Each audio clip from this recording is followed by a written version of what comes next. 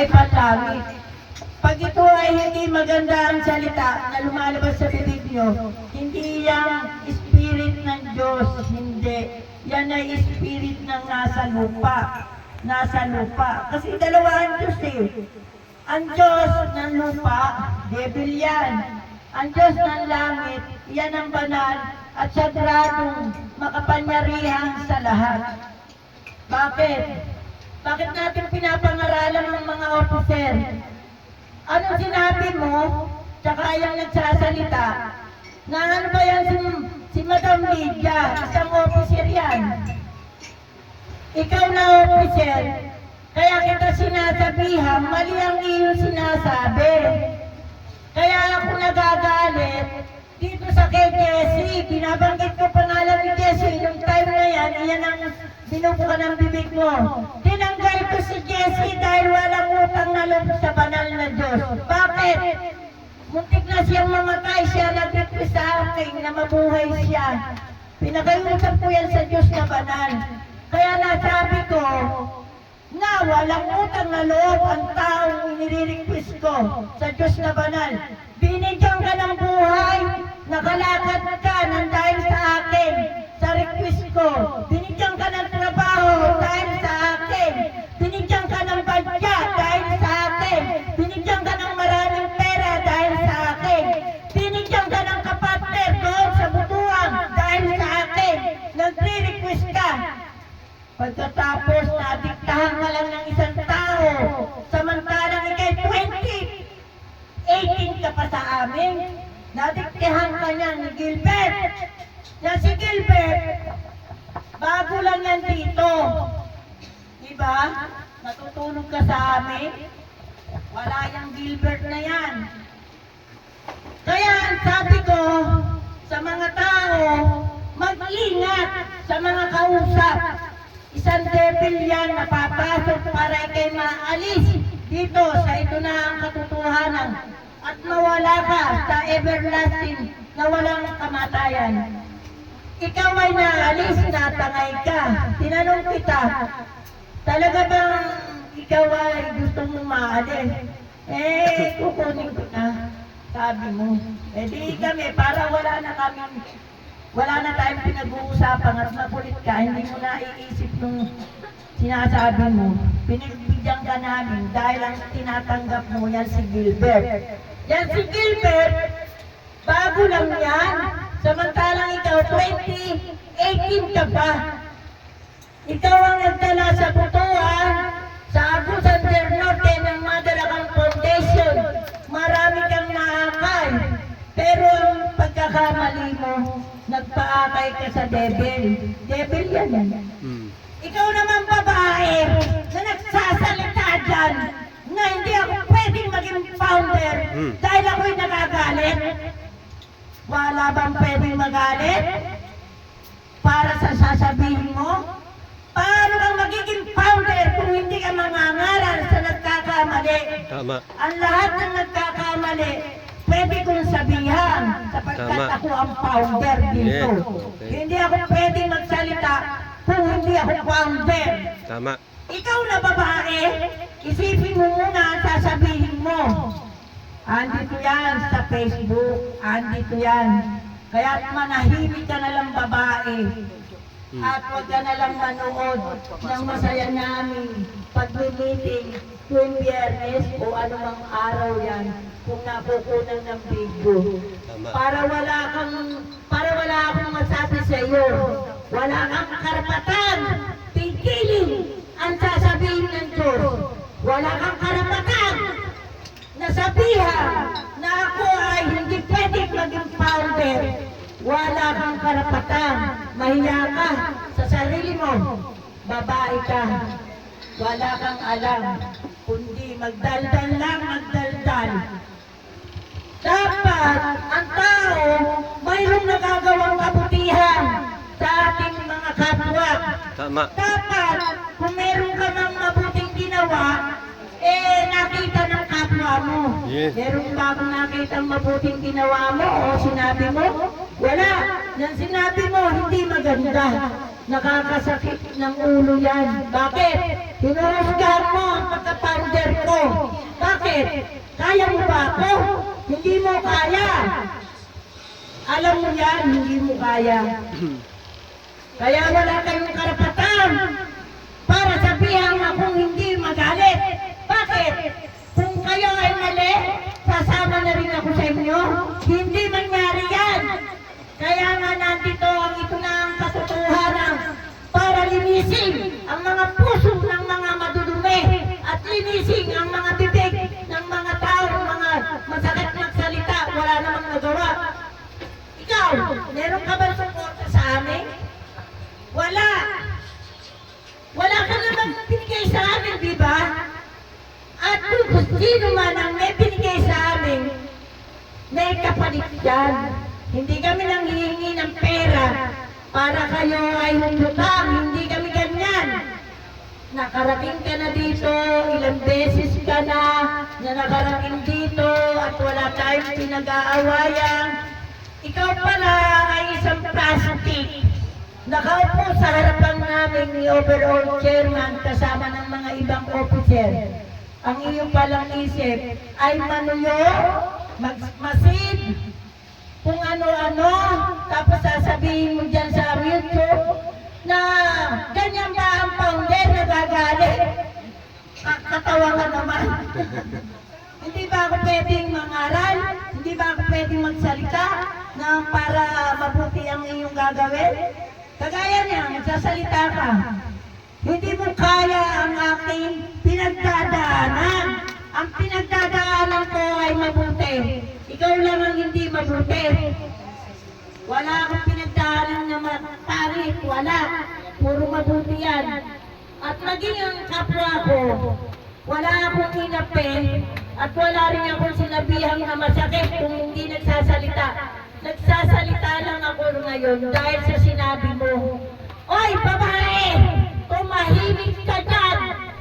Baka atakihin ka at kunin ka na at ilagay ka sa ilalim ng lupa. Tandaan mo yan. Hindi mo pwedeng labanan ang Diyos na banal.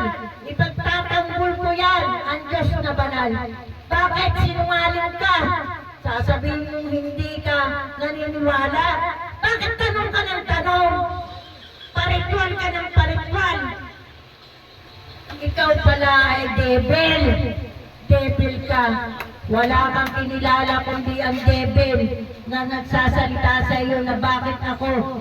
Hindi ako bagay maging founder. At sino ang bagay? Ikaw! Ikaw na walang pera ang pinagkatiwala ng Diyos na banal? Ikaw ba? Ikaw ba na hindi naman niya nakakausap? Ikaw ba ang bagay na maging founder? Humarap ka, magdimanda ka. Lalabanan kita, devil ka. Magdimanda ka na lang. Pumunta ka ng Maynila para makilala mo ko. Hindi ka karapat-dapat dito sa ibabaw ng mundo dahil mapangati ka. Marami nang pinakita sa iyo ang Diyos na mabuti na ginawa ng kapwa mo. Hindi mo pa tinatanggap at hindi ka marunong magpasalamat. Anong sinabi mo?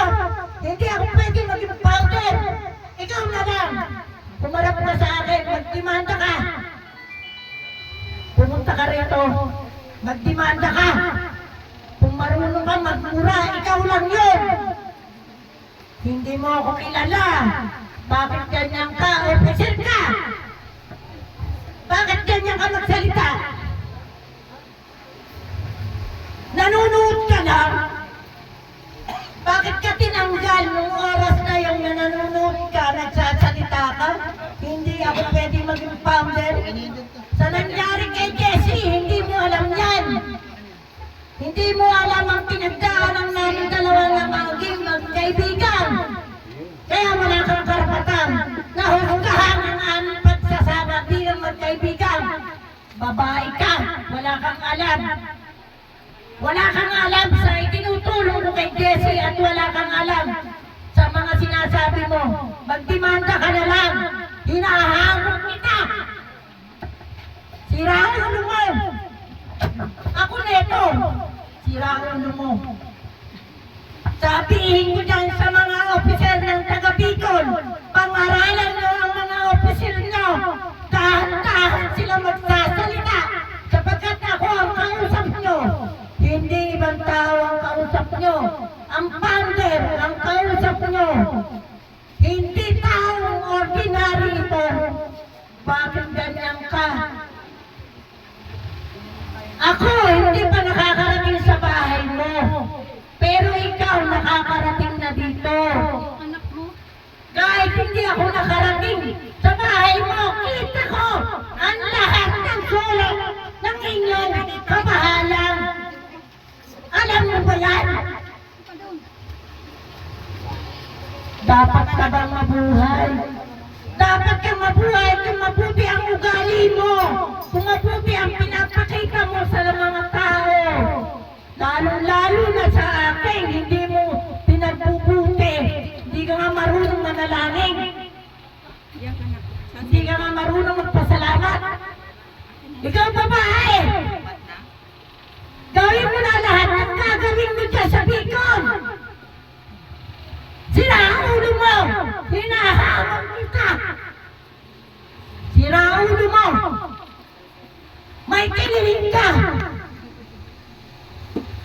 Bakit kung masabing may kililing ka? Hinamdog ko na ang lahat para kayo ay maahon sa kahirapan.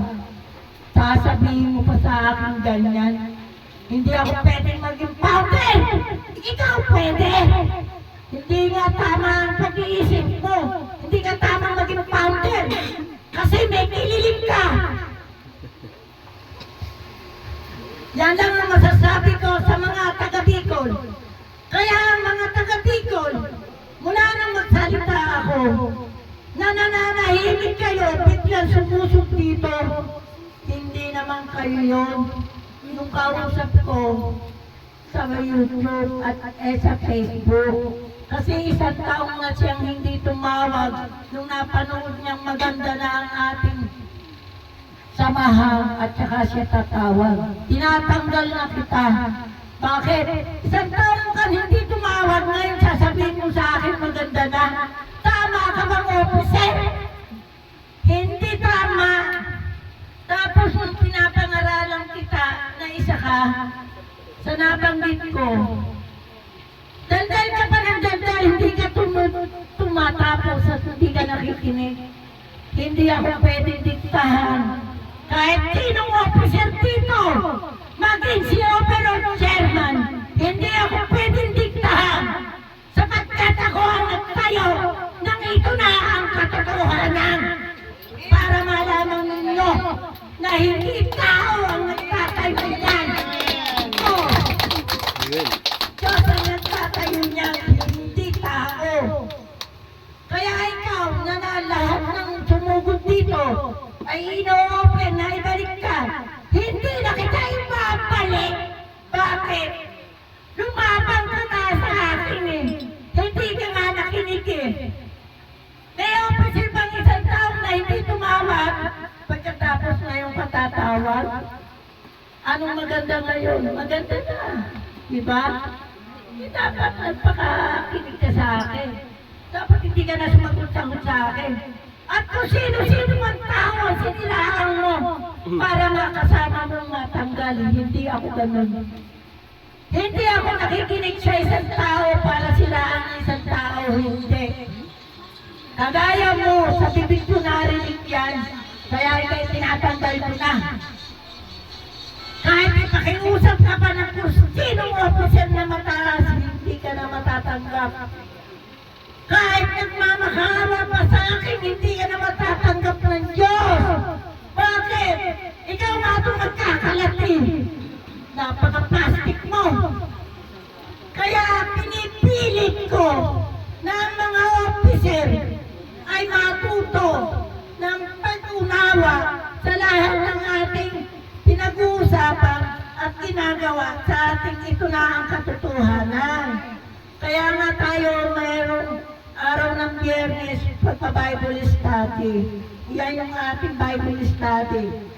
Pero kung ulitin mo, manood ka pa at magsalita ka, Hindi ako titigil na hamunin kita.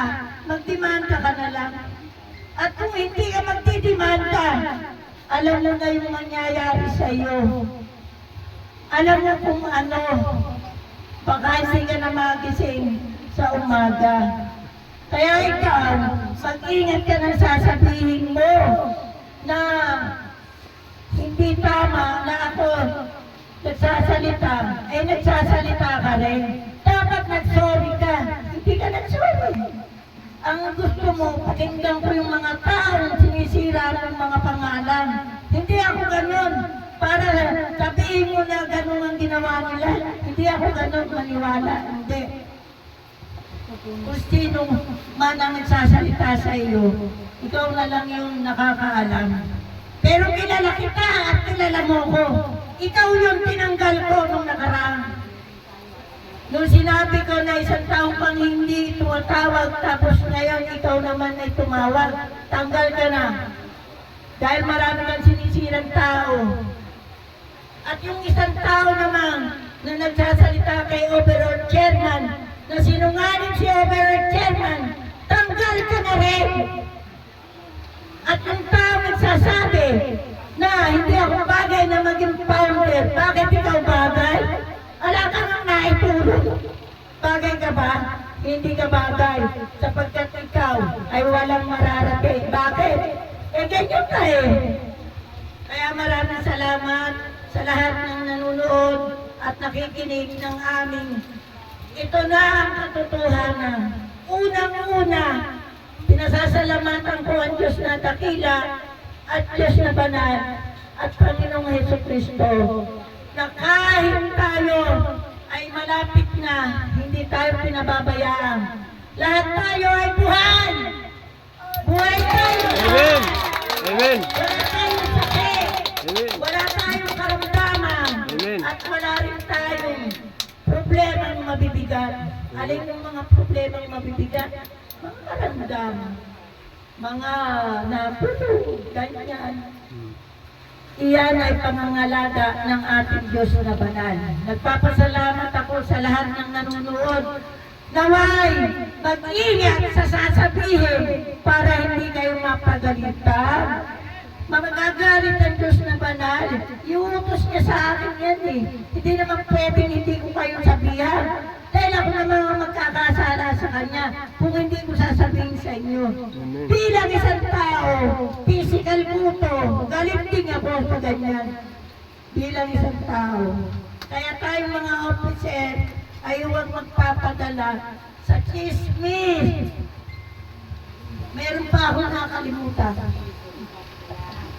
Eto si Mang Nila. Si Mang Nila na matanda doon sa lugar ni Mang Rosie.